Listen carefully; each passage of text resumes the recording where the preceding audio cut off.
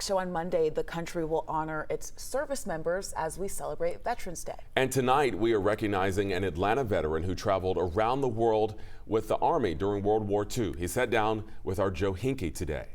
I was drafted by the U.S. Army as if I had a choice. Charles Moore says back in 1943, a famous military image was plastered all over his hometown of Macon, and a short time later, he found himself in an Army uniform and in the middle of World War II.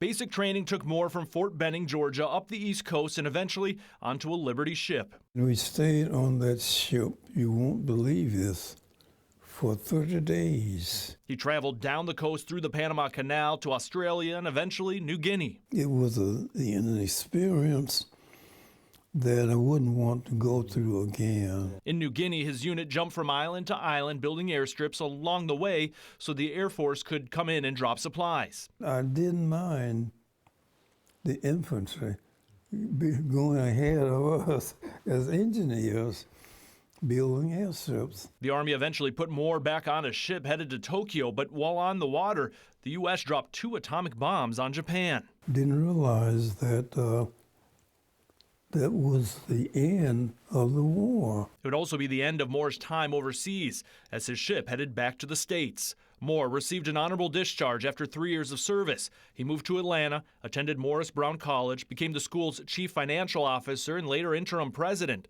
It's just a snapshot of a veteran's life, well lived and now proudly 101 years old. And I'm looking for 102. In Atlanta, Joe Hinkie, 11 Alive News.